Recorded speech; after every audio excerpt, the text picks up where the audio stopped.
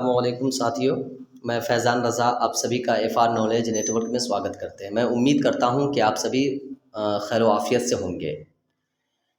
چلیے دوستو، آپ سبھی بہت ہی خوش نصیب ہیں کہ مجھے وہ موقع آپ نے عطا کیا جس کے ذریعے میں آپ کی کچھ خدمت کر رہا ہوں۔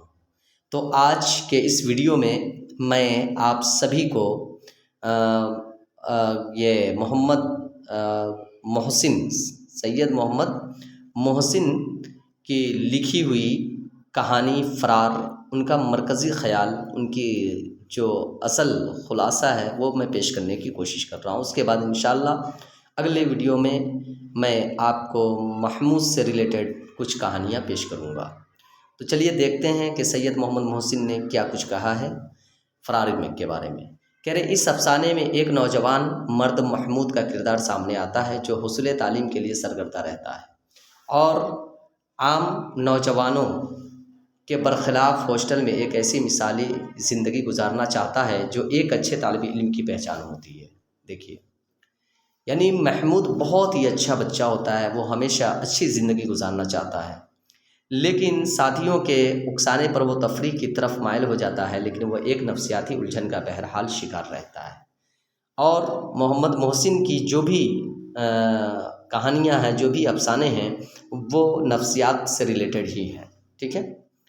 بچپن میں اپنے گھر میں ماں کی سخت مزاجی، شدت پسندی اور باپ پر بے جا حکمرانی کا منظرنامہ اسے لاشعوری طور پر عورتوں سے متوحش اور متنفر کر دیتا ہے، یعنی بالکل ہی ڈر پیدا کر دیتا ہے اس کے اندر میں کہ ماں ایک عورت ہوتی ہے جو محمود کے باپ کو ڈانٹتی ہے، ٹھیک اسی طریقے سے یہ بھی ڈر اس کے دل میں پیدا ہو جاتا ہے کہ ہر عورت ایسی ہی ہوتی ہے۔ اسی لیے کہا جاتا ہے کہ کسی بھی بچے کے سامنے آپ زور سے نہ بولیں، کسی بھی بچے کو ڈرائے نہیں۔ ہو سکتا ہے اس کا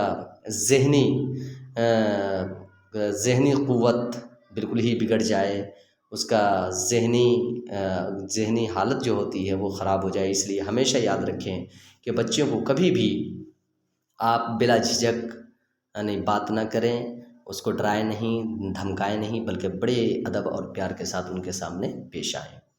کہہ رہے اس نفسیاتی کیفیت میں حصول تعلیم کے بعد اور اچھی ملازمت میں داخل ہونے کے بعد جب وہ شادی کی پہلی رات سسرال میں زنانہ خانہ کے اندر داخل ہوتا ہے تو اسے اپنے گھر کا وہ گھٹن بھرا ماحول نظر آنے لگتا ہے جہاں عورت غلط انداز میں مرد کو دباتی اور اس کی تذلیل کرتی ہے۔ اس نفسیاتی نکتے نے اسے ازدواجی فرائض سے خوف زدہ کر دیا اور اس کی شخصیت کو نامکمل بنا دیا۔ تو یہ تو آپ نے خلاصہ دیکھا، پورے کہانی کا نچوڑ ہے یہ۔ بس اب ہم کہانی اسٹارٹ کرتے ہیں، دیکھتے ہیں کہ محمود کے ساتھ کیا ہوتا ہے، محمود کیسا لڑکا ہے اور وہ عورتوں کے بارے میں کیا سوچتا ہے۔ یہ افسانہ فرار ہے، یہ سید محمد محسن کا لکھا ہوا افسانہ ہے، اس کی کہانی ہے فرار۔ اس میں محمود جو مرکزی کردار ہے اور محمود کی نفسیاتی کیفیت کو اس میں رونما کیا گیا ہے، پیش کیا گیا ہے۔ چلیے تو اسٹارٹ کرتے ہیں آج کا سبق فرار۔ اور میرے پیارے بچوں، عزیز طالب علموں، آپ اچھی طریقے سے ایگزام کی تیاری کریں تاکہ آپ کو پڑھنے میں اور مجھے پڑھانے میں مزہ آئے۔ تو چلیے اسٹارٹ کرتے ہیں۔ کہتے ہیں محمود، ماں کی کرخت آواز محمود کے کان میں گونج گئی۔ بہت تیز آواز ماں کی بہت تیز آواز محمود کے کان میں گونج گئی۔ وہ بازو کے کمرے میں حساب بنا رہا تھا۔ وہ بازو کے کمرے میں کیا کر رہا تھا؟ حساب بنا رہا تھا، ٹھیک ہے۔ حساب کی کاپی سمیٹے بغیر اٹھ کھڑا ہوا۔ اس کا نام خطرہ کی گھنٹی کی طرح اس کے کان میں بج رہا تھا۔ وہ بھاگا ہوا ماں کے پاس آیا۔ اس کی ماں کا فربا جسم غصے سے کانپ رہا تھا۔ فربا جسم کا مطلب ہوتا ہے موٹا تازہ، جیسے تند ہوا میں برگد کا درخت ڈول رہا ہو۔ ماں کی ابری ہوئی آنکھیں، لال انگارا سا چہرہ، پھیلی ہوئی گردن دیکھ کر سہم گیا۔ گویا یہ منظر اس کے لیے نیا نہیں تھا، یہ منظر ہمیشہ اس کے سامنے آتا تھا۔ معصوم فرشتے کی طرح نظریں نیچی کیے محمود ماں کے روبرو کھڑا ہو گیا ہے۔ یہ منفعلانہ انداز آنے والی آفت کے مقابلے میں اس کا تنہا ہتھیار تھا۔ بالکل ہی چپ چاپ ساکت منہ لٹکا کر کھڑا ہو جاتا ہے۔ ماں کہتی ہے بلا انہیں باہر سے، یعنی ابو کے بارے میں کہہ رہی ہے ماں اس کی کہ بلا اپنے باپ کو باہر سے۔ محمود کی ماں نے گرجتے ہوئے کہا۔ محمود نے رکتے رکتے اپنے ابو سے کہتا ہے آپ کو بلا رہی ہیں، مجھ سے کیا کام ہے؟ محمود کے ابو کہتے ہیں مجھ سے کیا کام ہے، غصہ میں ہے تو ہوا کریں، انہیں تو ہر وقت غصہ ہی چڑھا رہتا ہے۔ اچھا چلو آتا ہوں، اس کے باپ نے کرسی سے اٹھتے ہوئے کمزور آواز میں کہا۔ محمود کے باپ کو دیکھ کر اس کی ماں اور بلند آواز میں گرجنے لگی، تم نے میری مٹی پلیت کر ڈالی، نوج اس دن کے جو میرے باپ نے تمہارے ساتھ میری شادی کی۔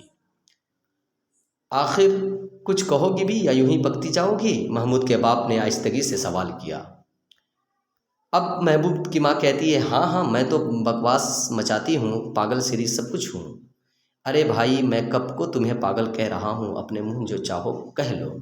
دیکھیے میرے پیارے بچوں، یہاں پر یہ دونوں سے لڑائی ہو رہی ہیں، جھگڑے ہو رہے ہیں۔ آپ خود سوچو، ایک چھوٹا سا بچہ، نادان بچہ، اس کے سامنے اگر آپ لڑائی کرتے ہو تو اس کے ذہن میں یہی ساری باتیں آتی رہیں گی۔ ہاں جی تم سا شریف دنیا میں کون ہوگا، جانے دو میں رذیل سے ہی کمینی سے ہی، لیکن تمہارے گھر میں اب 1 منٹ میرا قدم نہیں جم سکتا۔ ارے بھائی خدا کا واسطہ کچھ بتاؤ بھی تو۔ اب آگے کیا ہوتا ہے دیکھتے ہیں۔ آہا کیسے بھولے آہا کیسے بھولے ہیں آپ، گویا کچھ جانتے ہی نہیں، بیٹھے بیٹھے سارا فساد مچاتے رہتے ہیں، اور اوپر سے دیکھو تو جیسے موم کی گڑیا۔ میں نے تمہیں 1000 بار منع کیا ہے کہ اس موئے وکیل کے یہاں نہ جایا کرو۔ کہاں جانے سے منع کر رہی ہے؟ موئے وکیل کے یہاں جانے سے منع کر رہی ہے، لیکن تم کہاں ماننے والے؟ اس کی جورو تو ڈائن بن کر مجھے نگلنے کی فکر میں ہے، اور تم اس سے گھل مل کر میٹھی میٹھی باتیں کیا کرو۔ ارے بھائی آہستہ بولو، محلہ والے سن لیں گے تو کیا کہیں گے، تمہیں تو خواہ مخواہ شک پیدا ہو جاتا ہے۔ محمود کی ماں نے اور چیخ چیخ کر بولنا شروع کیا، ہزاروں گالیاں وکیل کو دیں، سینکڑوں سلواتیں محمود کے باپ کو سنائی۔ محمود اپنی عمر کے 10ویں ہی سال میں یتیم ہو گیا، اور باپ کے مرنے کے تھوڑے ہی عرصے بعد اس کی ماں بھی اسے چھوڑ گئی۔ اب دیکھیے ذرا غور کیجیے، ابھی تک محمود ماتر 7 سے 8 سال کا تھا، جیسے ہی 10 سال کا، 7 سے 8 سال 9 سال تک کے بیچ میں محمود کی ماں کی گرجتی ہوئی آواز، اس کا ڈرانا، اس کا دھمکانا، اور محمود کی ماں اور باپ میں لڑائی جھگڑے، یہ سب محمود نے دیکھا، اور فوراً ہی جیسے ہی محمود 10ویں سال کی عمر میں پہنچتا ہے تو وہ یتیم بھی ہو جاتا ہے، ان کے باپ کا سایہ بھی اس کے سر سے اٹھ جاتا ہے۔ کچھ ہی دنوں کے بعد ان کی ماں بھی اس دنیا میں چلی جاتی ہے، اسے چھوڑ کر چلی جاتی ہے۔ آپ خود مائنڈ کے اندر اس بات کو سمیٹو، اپنے ذہن کے اندر میں اس بات کو رکھ کر سوچو کہ آخر وہ بچہ جو ابھی تک کسی ذہنی طور پر ذہن کا شکار تھا، بالکل ہی نفسیاتی طور پر وہ بالکل ہی پریشان، وہ بچہ ایک بیک ماں اور باپ دونوں کے سایہ سے محروم ہو رہا ہے، تو آپ خود سوچو کہ اس کے دل پر کیا گزرے گی اور اس کا نفس کیا کہے گا۔ قسمت نے اسے اس کی عشرت زدہ ماموں کے مکان میں منتقل کر دیا، ان کا ماموں بھی غریب تھا، وہاں اس کو جانا پڑا۔ زندگی کی دشواریاں اس کے لیے ایک نامہر لیکن عاقبت اندیش استاد بن گئے۔ ماحول کی ناسازگاریاں اسے جتنی زیادہ ٹھوکریں لگاتی، اس کے اندر استواری اور استقامت کی کوششیں اتنا ہی زیادہ تیز ہوتی جاتی۔ اس صغر سنی میں بھی وہ مستقل مزاجی اور پختگی عزم کا ایک مکمل نمونہ معلوم ہوتا تھا، جیسے اس کا بچپن، طفولیت اور شباب کے درمیان مراحل پھاند کر انسانی تعمیر کی آخری منزل تک پہنچ گیا ہو۔ محمود یونیورسٹی کے ہاسٹل محمود کیا گیا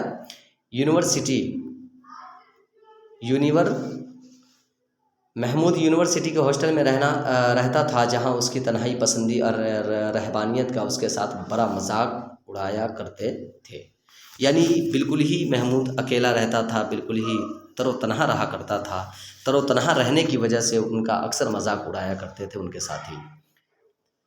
یونیورسٹی کی فضا کو ایجوکیشن یعنی لڑکے اور لڑکیوں کی یکجا تعلیم کی وجہ سے گہری رومانی ہو گئی تھی۔ محمود کے ساتھ کمال و جادو بیانی اور گرم جوشی کے ساتھ ان فردوسی مناظر کی تصویریں اس کے آگے کھینچے محمود کی طبیعت میں بھی گدگدی سی پیدا ہو جاتی۔ یار تمہارے سینے میں دل نہیں، لکڑی کا ٹکڑا ہے جس پر بجلی تک کا اثر نہیں ہوتا۔ کل کلاس میں خالدہ کس طرح نظریں بچا بچا کر تمہیں تک رہی تھیں۔ اب یہاں سے اس کے دوست کا وار ہوتا ہے اس کے ذہن کے اوپر۔ اب غور سے اس کہانی کو سنیں گے اور نگیٹو کی طرف مت جائیں گے، بس یہ دیکھیں گے کہ کس طریقے سے دوست ایک دوسرے دوست کو، جو انسان کامیاب ہونا چاہتا ہے اس کو بھٹکانے کی کوشش کرتا ہے۔ یہ تو محمود پہلے ہی سے ہی ذہنی طور پر ایک ذہنی بیماری کا شکار تھا، بالکل ہی پریشان تھا، نفسیاتی کشمکش میں مبتلا تھا۔ اب اس کے ہاسٹل کے اندر میں بھی اس کے ساتھی ان کو ٹارچر کرنا شروع کر دیے۔ کاش وہ اس طرح مجھے دیکھتی ہوتی، یقین مانو میں اپنا کلیجہ نکال کر رکھ دیا ہوتا، عظیم نے اپنے خاص پرجوش انداز میں کہا۔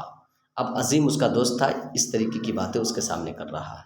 خیر مذاق وغیرہ ختم کرو، بیچاری معصوم لڑکی پر جو تم اس قسم کی تہمت لگاتے ہو یہ تو بہت نامناسب بات ہے، یہ محمود نے کہا۔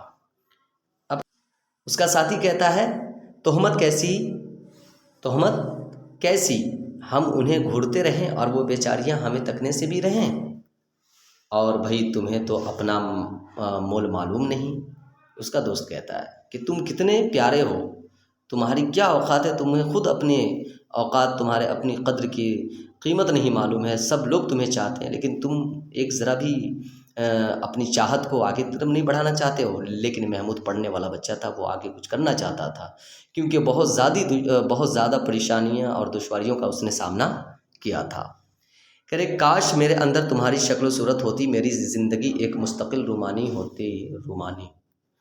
عظیم نے سینہ تانتے ہوئے کہا آج شام کو نمائش آؤ تو تمہیں دکھلا دوں گا کہ یار ان نکتہ داں کے لیے کیسی صلاحیں عام ہیں۔ میں تمہارے کہنے پر آج شام کو نمائش جاؤں گا، پھر وہاں سے کسی ریسٹورنٹ میں چلنا، لیتے آنا اپنی کسی ماہ پارا کو، وہ بھی میری استقامت آزما لے گی، یہ محمود نے کہا۔ واقعی چلو گے یا صرف آن میں بول رہے ہو؟ عظیم نے محمود کے چہرے پر نظریں جماتے ہوئے سوال کیا۔ محمود کسی دعوے کے بعد قدم پیچھے ہٹانا جانتا نہیں۔ محمود نے فاتحانہ انداز میں جواب دیا کہ میں وہ ہوں جو جب میں کسی چیز کا وعدہ کر لیتا ہوں تو میں پیچھے نہیں ہٹتا ہوں۔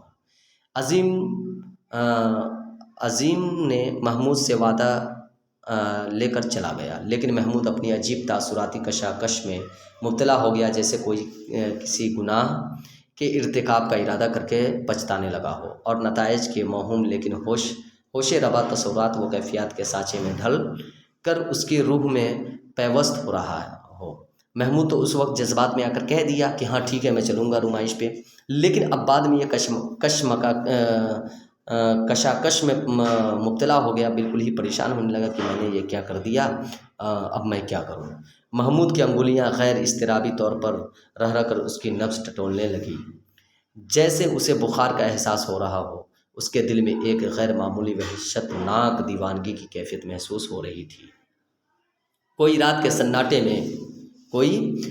سناٹے میں کھلے میدان سے خوف کھانے لگتا ہو، اس غیر معمولی اضمحلال اور خستگی کا کوئی سبب محمود کی سمجھ میں نہ آتا تھا۔ وہ ہاسٹل سے باہر نکلا اور قدم تیز کرتا ہوا نمائش کو روانہ ہوا۔ کافی دور پہنچ چکنے کے بعد اسے احساس ہوا کہ وہ غلط راستہ پر لگ گیا ہے۔ دیکھیے اب محمود کو احساس ہونے لگا کہ وہ غلط راستے پہ نکل گیا ہے۔ اسے اپنی اس بھول پر حیرت سی ہو رہی تھی۔ اس کے پاؤں سرد ہو گئے اور وہ دیر تک اسی جگہ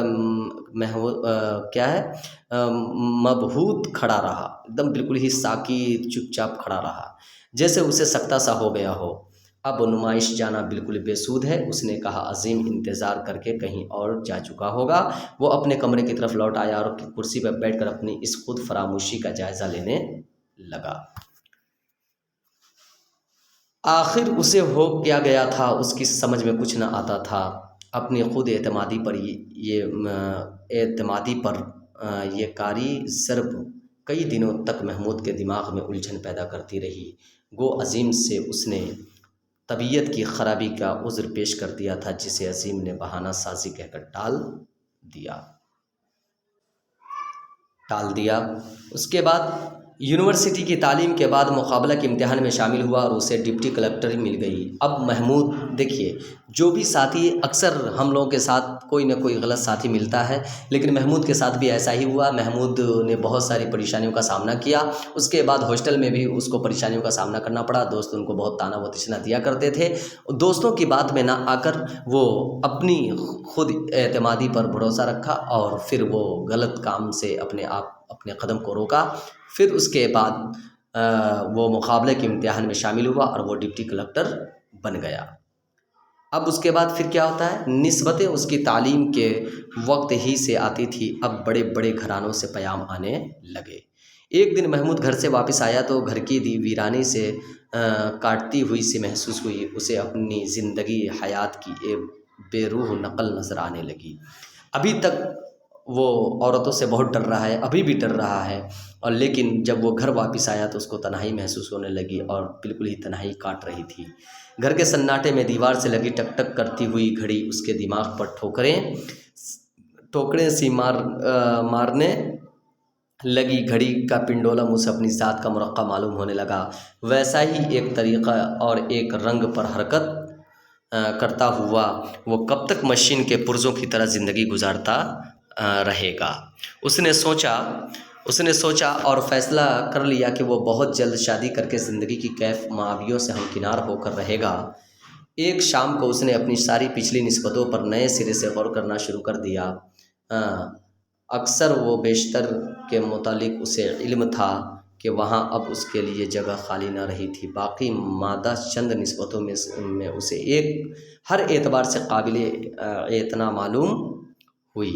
صرف لڑکی کی تعلیم نامکمل تھی، لیکن لڑکی کا سن زیادہ نہ تھا، اس لیے یہ خامی دور کی جا سکتی تھی۔ محمود نے اس نسبت کی از سر نو چھیڑ چھاڑ کرائی، بات پختہ ہو گئی اور عقد بھی جلد ہو گیا، لیکن رخصتی لڑکی کے میٹرکولیشن پاس کرنے تک ملتوی رکھی گئی۔ امتحان کا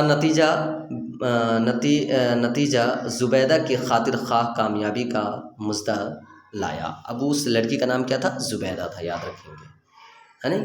محمود خوشی سے دیوانہ ہو گیا، یعنی جب وہ لڑکی جس سے وہ شادی یعنی نکاح تو ہو چکا تھا لیکن اب رخصتی نہیں ہوئی تھی، تو گویا کہ اس کی وائف ہو گئی وہ، اور اس کی بیوی بن چکی تھی۔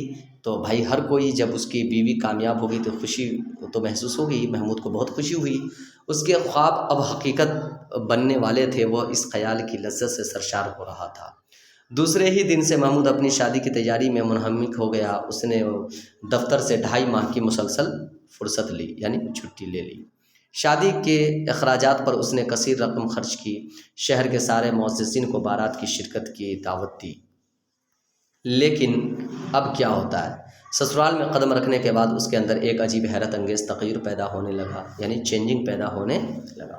اس کی آنکھیں بے نور اور متوحش سی دکھائی دینے لگی، یعنی ڈراؤنی آنکھیں، یعنی ان کے آنکھ کے اندر میں ڈر محسوس ہو رہا تھا۔